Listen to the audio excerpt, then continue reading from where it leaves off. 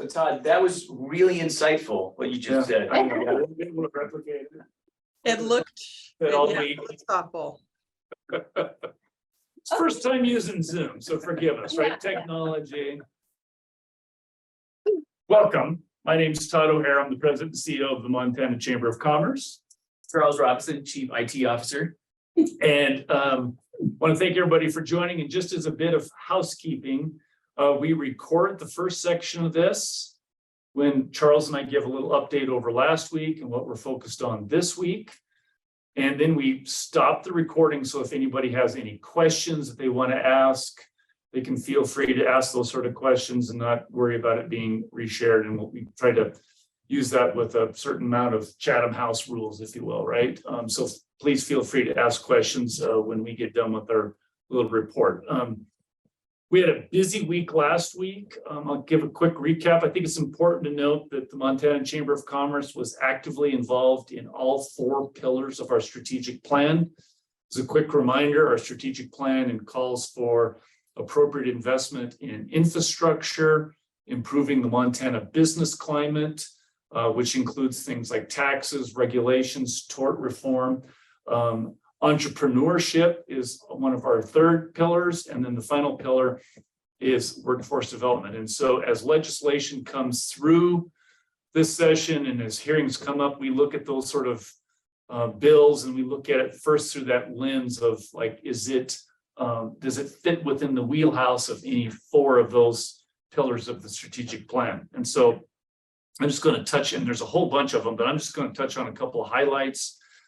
First, under workforce development, there was a House bill that revised tax credits for trades and education. We're big supporters in trades education, recognizing that there is a significant number of our students that are graduating high school today that have no desire or have intention of going on to 4-year universities. And so we want to be supporting and encouraging those students to go on to the skilled trades. We also were in support, of course, of the increasing the business equipment tax exemption. This has been a long, big priority of the Montana Chamber of Commerce. It currently sits at $300,000. The first $300,000 of your business equipment tax, or of your business equipment, is exempted. The proposal calls to bring that up to $1 million. And as we see innovation and automation growing in our manufacturing sector in Montana, it doesn't take long to get much up there in terms of equipment towards $1 million. And it's particularly helpful for agriculture, small businesses. You think about your local print shop, any of those sort of folks can rack up $1 million worth of equipment investment real quickly. And so we obviously went in big supporters of that, and it's a big priority of this governor. When it comes to infrastructure, we weighed in support of a kind of a novel idea I think Governor Bullock or Governor Gianforte has, which calls for setting aside, I think it's $100 million of money that we can then use to match with federal funds. And so given the amount of money that we generate today through our gas tax, we're still leaving some federal matching funds on the table. So the governor has set aside, has proposed setting aside $100 million that allows us to get additional matching funds for infrastructure in Montana. Something interesting on that, Todd, is you mentioned Montana sometimes leave money on the table, and we're not alone. A lot of states will do that, leave some money on the table, federal funds they didn't match that year. And this $100 million will also let the state go after and reach out and grab, that kind of goes back into a pool toward the end of the federal fiscal year. And so let's Montana reach out and grab more than our fair share, basically, if this goes forward. And it looks like it's going to have some support. It's smart investment. We think infrastructure is going to be critical for the growth of this state. Here's another one that fits underneath the business climate. There's a bill that would allow for pre-approval for investment in electricity generation facilities. And as it stands today, an electrical generating company could come in and they're forced to build an electrical generation station and then go to the PSC and get approval for it. And with the real risk that the Public Service Commission could say, yeah, we don't think there's a need for it, and deny it. And so this bill would allow for pre-approval so that an electrical generating company would have the certainty that's like, look, we went through it, they're giving us the okay, now we can go ahead and make the investment. And it seems like it ought to be kind of a no-brainer that, a company that has to get regulatory approval ought to have some sort of a process for pre-approval before they make, tens of millions, if not hundreds of millions of dollars of investment in electrical generation. And I think especially given the fact that we're seeing not only in Montana, but our region sucking up more and more energy as we look for growth. The state that used to be a state of abundance when it comes to electricity is increasingly becoming a state where it's a concern, and we need that sort of electricity reliability. So we need to be able to provide some certainty for those folks that want to be able to invest in creating additional electrical generation. And those were the highlights of some of the big bills that we weighed in support of last week. You can see our complete list of all the bills that we're tracking on a real-time sort of basis. We have it on our website. We have some notes in there that, as those bills are heard, we make some relevant notation with that. So go to the montanachamber.com website. It's under the 68th legislative session. And on there, you can see where you've got the bills that the Montana Chamber supports, the bills that we oppose, the bills that we are watching. And then we've got one in there for priorities that are largely Montana Chamber sort of bills. And so you can see that on our website, and we update that on a very regular basis. Charles? Yep. This is a big week this week. And it's only Yes, Tuesday. It is only Tuesday, yeah. So the waves start to crest tomorrow.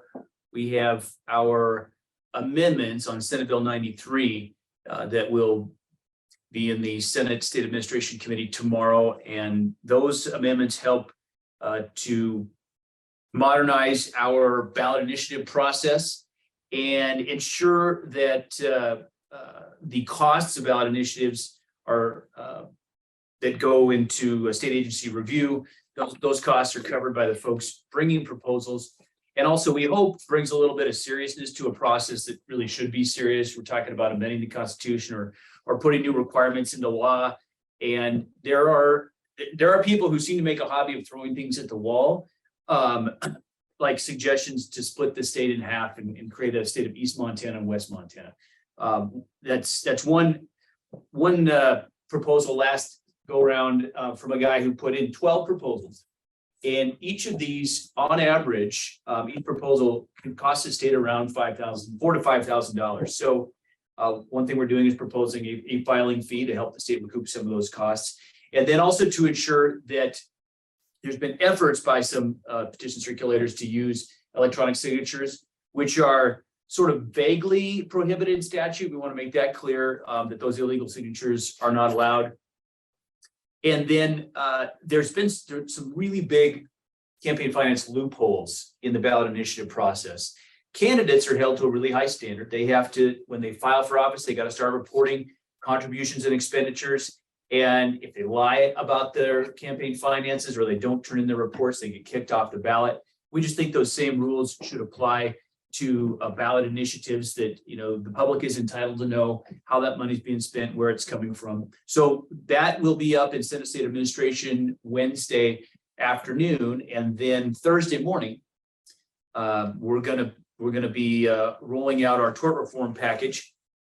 And it's a series of bills on products liability reform, insurance claims cooperation, and addressing some of the games that plaintiffs' lawyers are known to play in trying to extract more money from a claim than the insurance claim itself.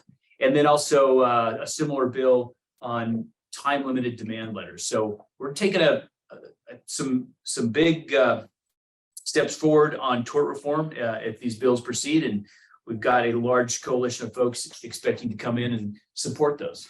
Yeah, and I think, the tort reform falls clearly underneath the business climate. And we talked about this morning in our staff meeting, none of these bills are particularly glamorous. They're not exciting to talk about, but they do create a sense of a business climate, and they add to insurance costs that every business pays. And so these, fit in the 3 and 5 yard sort of gain sort of category that, gradually peck away at the overall business climate.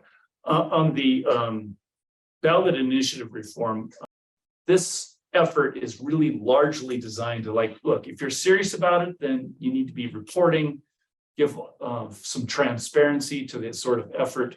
And then obviously the tort reform really is a large impact on the general business climate. And we're working closely with the governor's office on his package of tax bills. Yep. And his tax bills seem to be moving, are moving in the legislature, and over, well, Friday, I guess, they were mostly bundled together and some amendments put in place to move those bills as a package. So they seem to be have the members of the legislature and the governor's office have worked out some areas where they wanted to see a little compromise and put these bills together to move on forward. So I think we'll be seeing more action on them in the coming weeks, and it looks like this stuff is going to make it to the governor's desk. Great.